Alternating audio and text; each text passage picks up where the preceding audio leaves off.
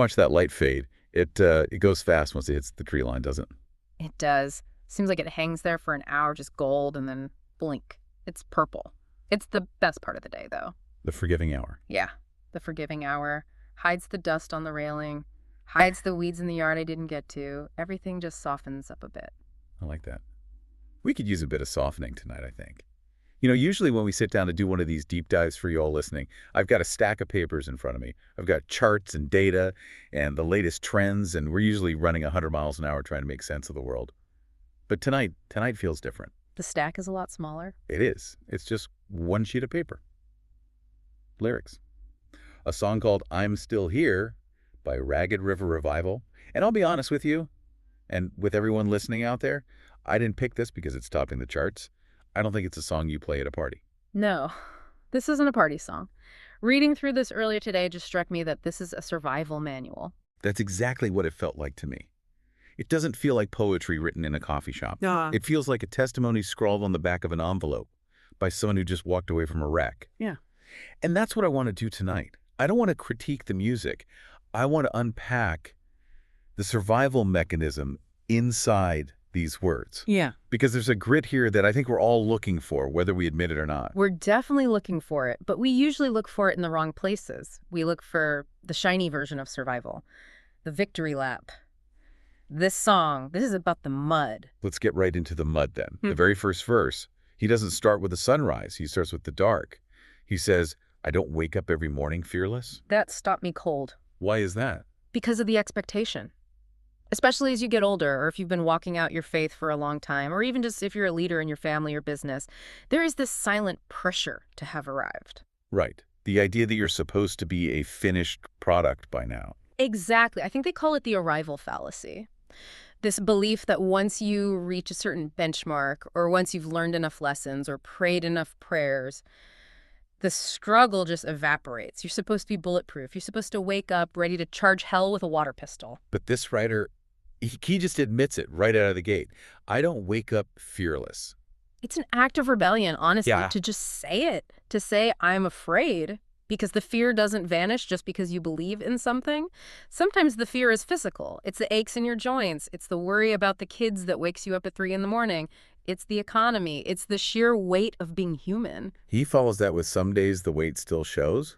And then this image that really stuck with me. He says, still feel the ache of who I used to be in the cracks of these old roads. The ache of who I used to be, yeah. That's not just nostalgia, is it? No, I wouldn't call it nostalgia. Nostalgia is sweet. This is grief. It's mourning the version of yourself that existed before the crash, before the divorce or the diagnosis, whatever the wreckage was for you. I think we forget that we're allowed to grieve that.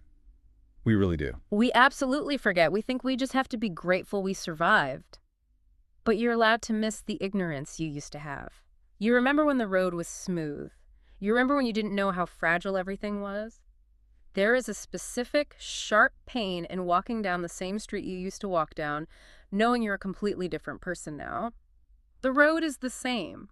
You aren't. That's the cracks in the old roads. Right. And most people stop there. They get stuck staring at the cracks. They live in the regret of, I wish I was who I used to be. But the song pivots. And this is interesting to me because it doesn't pivot to a lightning bolt or a sudden fix. He says, but the sun still finds the window and grace still meets me there. I love that it's a window. How so? Well, think about it. If you're waiting for a rescue, you're usually looking for a helicopter. You're looking for a spotlight. You're looking for a grand entrance. But the sun finding a window, that's passive. You don't have to go chase the sun. You just have to leave the curtains open. That's completely ordinary. It's profoundly ordinary. And that's where the grace is. We want the burning bush. We want the handwriting on the wall. But this song suggests that grace is just the physics of the universe continuing to work in your favor. The sun came up, it hit your kitchen table, you're drinking coffee, you aren't consumed by the dark. It leads right into this chorus, and there's a phrase here that I think is the anchor of the whole piece. I've been turning it over in my head all day. Breathing in borrowed grace. Borrowed grace, that's a heavy one. What does that feel like to you? Borrowed. It feels like an ego death. That's a strong way to put it. Well, look at us. We're men. We're supposed to be self-sufficient. I want to stand on my own 2 feet. I want to breathe my air. I want to fix my problems. The idea of borrowing breath implies that I am insolvent. It implies I'm spiritually bankrupt. That you literally can't afford the oxygen you need to get through the day. Exactly. Have you ever been so winded, maybe physically or maybe emotionally, that you just felt like you couldn't pull the air in? Yeah, I have. I think everyone listening probably has at some point. That moment where you stop trying to manufacture the strength and you just accept it from somewhere else, that is borrowed grace. It's like an iron lung for the soul. You aren't doing the work, you're being sustained. See, I struggle with that. I think a lot of us do. It feels like weakness, surviving on credit, like you said. It feels like weakness if you think the goal is independence. But if the goal is survival, it's genius. It's the realization that your own tank is dry, so you tap into a reserve that isn't yours. The lyrics go on to say, still standing on the promises I once thought slipped away. That's the imposter syndrome of suffering right there. Unpack that for me. When you go through something traumatic or when you make a massive mistake, you feel disqualified. You think, well, the good life, the peace, the purpose, that's for the people who didn't screw up. You think the promises slipped away because you slipped. But he says he's still standing on them. The floor didn't move. He fell down. He flailed around. But when he finally stood up, the foundation was still there. The promise holds up the person. The person doesn't hold up the promise. And then the chorus ends with this realization. I've been knocked down. I've been broken. I'm not who I was. But I'm still here. There is a distinct lack of shame in that statement. That's very true. He's not hiding the bruise. We live in a culture of curation. We want to present the after photo. Look at me, I lost the weight. Look at me, I fixed the marriage. We don't want to show the messy middle. But this guy, he just wears it. I'm not who I was. He accepts that he's altered. It reminds me of that Japanese art, kintsugi, Mm. where they repair broken pottery with gold lacquer. Sure, that's the classic metaphor. But this feels even less artistic than that. This feels like a pair of old work boots. The leather is cracked, the soles are worn down. They aren't pretty, but they fit. And they're still walking. Let's move to the second verse, because this is where I think the song shifts from just observing pain to actually offering some wisdom. He sings, I've learned that resurrection isn't just a moment you survive. That redefines the whole concept of a miracle. And he follows it with, sometimes it's waking up each morning and choosing life. We're conditioned to think of resurrection as the big event. The stone rolling away, the orchestra swelling, the dead coming to life in a flash of light. A Hollywood ending. Right.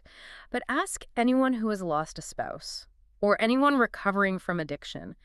The real miracle isn't the moment the pain stops, because sometimes it doesn't stop. The miracle is Tuesday morning. Why Tuesday? Because Tuesday's just Tuesday. It's quiet. The adrenaline of the crisis is gone. The casseroles people brought over are gone. It's just you and the silence and the heavy blankets. And everything in your body wants to pull those blankets over your head and stay there. But you don't. You don't. You throw the covers off. You put your feet on the floor. You make the coffee. That is choosing life. It's the daily decision. It is. Resurrection is a verb in this song. It's a habit. It's refusing to let death or despair or cynicism have the last word. He uses this imagery of a cross behind my yesterday, an empty grave ahead. It feels like he's walking in this middle ground. That's the human condition, isn't it? We're all living on Saturday. Between the death of Friday and the life of Sunday. We're in the middle. We have the wreckage behind us and the hope ahead of us. But right now, we just have to walk. It feels defiant in a quiet way. It's the ultimate defiance, to keep going when you have every reason to stop. Which brings us to the bridge. And I'll be honest with you, this part rubs me the wrong way. I have a feeling I know which line it is. He didn't rush. The healing didn't promise it'd be fast. Yeah, we hate that. I hate it. If I have a headache, I want it gone in 20 minutes. If my heart is broken, I want to be over it by the weekend. Why didn't he rush the healing? It feels cruel. It feels cruel if you think the goal is comfort.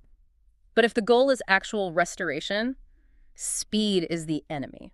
Explain that. Think about a deep physical wound. If you rush it, if you just stitch the skin over the top because you want it to look pretty, what happens? It gets infected. It festers. It rots from the inside out. Real healing has to happen from the bottom up. It's layer by layer, and that is agonizingly slow. We want to be cured. We want the problem removed. But healing is different. Healing changes the person, not just the situation. The lyrics go on to say the stone was rolled and somehow so was my despair. Not because life got easy, but because he stayed right there. That is the crucial distinction. Life didn't get easy. No, the bills are still due. The diagnosis might still be on the chart. The empty chair at the table is still empty. The The situation hasn't changed. So where does the despair go? The despair goes because the isolation goes. That's the he stayed right there part. It's the presence that dissolves the panic. It's like imagine being lost in the woods at night. It's terrifying. Now imagine being lost in those same woods, but you're with a guide who knows the way. You're still lost. Technically, yes, you're still in the dark, but the despair is gone because you aren't alone.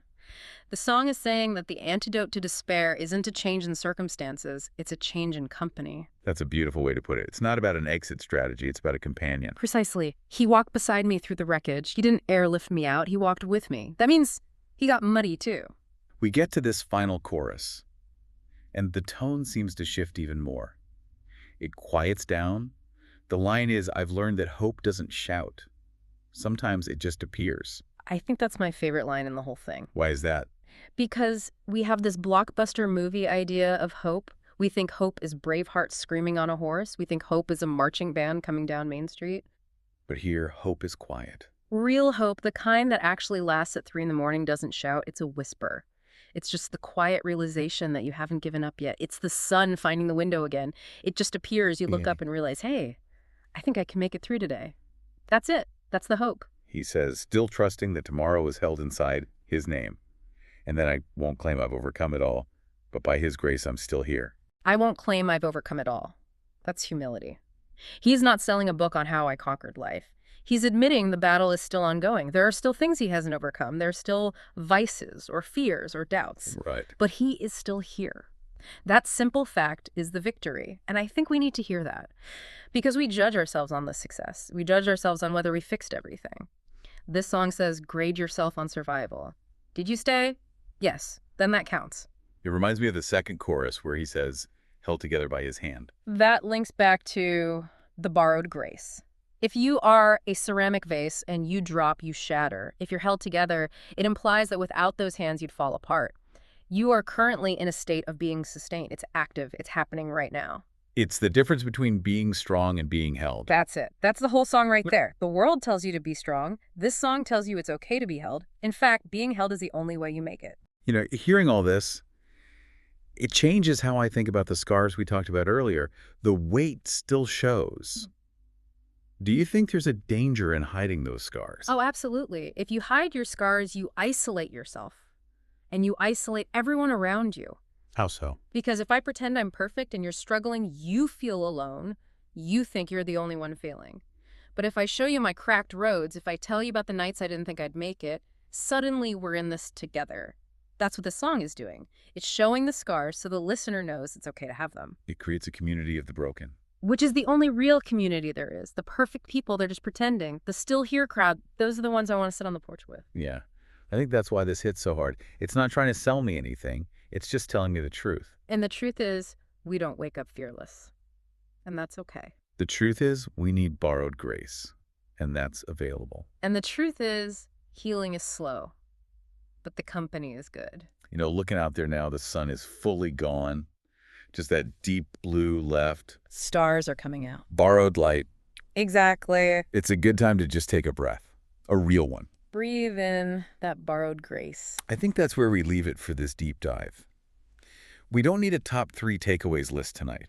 We don't need an action plan or a challenge for the week. No, you can't bullet point this kind of thing. To everyone listening, if you're driving home in the dark or washing dishes or just staring at the ceiling, we're glad you're with us. We're glad you're still here. It's no small thing to be here. No small thing at all. So here's a thought to carry with you into the Hawaiian tonight. If resurrection isn't a lightning bolt, but a daily choice to wake up and choose life, what does that choice look like for you tomorrow morning? Just putting your feet on the floor. Just putting your feet on the floor. Thanks for sitting on the porch with us. Good night. Good night.